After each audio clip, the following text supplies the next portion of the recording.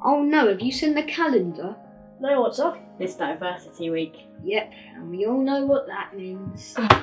Not another assembly where the teachers just drone on.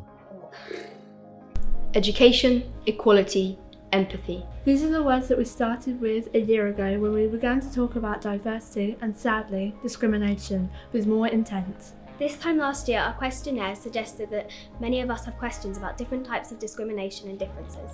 Many of us are very passionate about specific differences in the way we perceive ourselves or in the way that others perceive us. Many of us are confused about what discrimination is or isn't.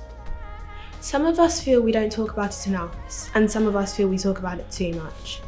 We have spent a lot of time working on this in lessons, form time and drop-down days. So where do we go now?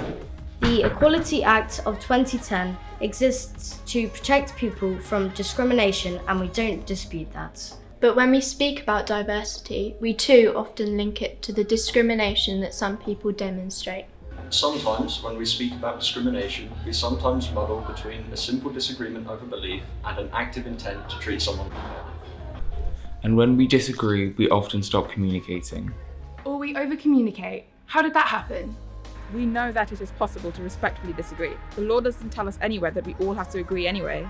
We know that it is possible to respectfully ask questions, and asking questions is good. We know that it is possible to offend without intending to. But it is also possible to listen without hearing. And that it is possible to be defensive without being attacked. Some of us have very strong feelings that are rooted down in our experiences that are very difficult for others to understand. Some of us genuinely don't understand some of the words and ideas being discussed or used commonly by others. We might be worried that we're going to say the wrong thing. Or we might want to be open about issues that feel personal and important to us. And some of us prefer not to. None of this is discrimination. The world is complicated, which is why asking questions is a good thing. Some people might ask, why do we celebrate Black History? Or what is Pride and why did we celebrate the Jubilee? Can you identify as another ethnicity? Why aren't the Paralympics viewed by as many people as the Olympics? Why weren't female astronauts allowed in space? What challenges do teenage boys face in 2022? Why are some people so defensive? Remember, asking questions is a good thing. We just have to do so with respect. But why do we celebrate certain events more publicly than others? Well, if you looked back over the last 2,000 years, you would notice that in the last 50 years alone, there has been significant social change. If you're into maths, you've already worked out that this equates to about 2%. So imagine a 2% chunk of time, and in that time, the Race Relations Act only banned racial discrimination in 1965. In 1970, it became law that men and women should be paid equally.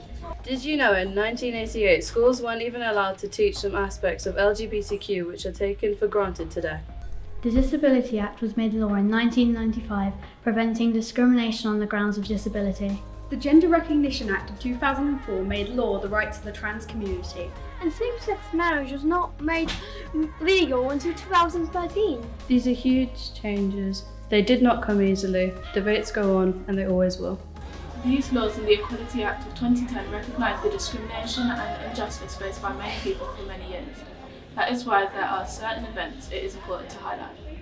We can also add to the protection for people based on their religion or faith, pregnancy or maternity, rights and age. There isn't anyone not affected. So yes, sometimes people do seem quick to anger or offence. Because who they are has been historically discriminated against. Because they know people who have experienced direct discrimination and may even have experienced it themselves. Because they are angry about how unjust society has been in the past. But they could say about us in 50 years. Social change just means that things that used to be seen a different way aren't anymore. Another way of seeing this is calling it growth. The human race has not suddenly become more diverse, we're just better at celebrating it. In fact, humanity might as well be another word for diversity. We are all unique. So why might people be confused, disagree, or just not want to talk about it? Because some of this may go against their personal beliefs.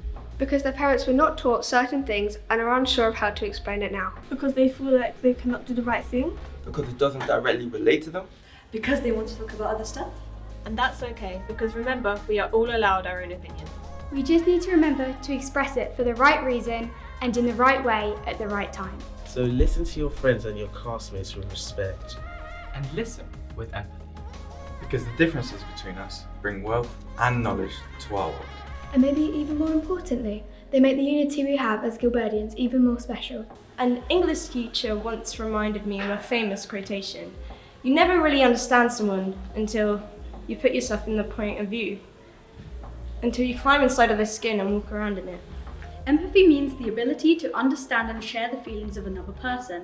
It doesn't mean you have to agree, and it does work both ways. Discussion, debate, and disagreement are different to discrimination. This week is Diversity Week, and in our form groups we are going to spend some time discussing what brings us together despite our differences.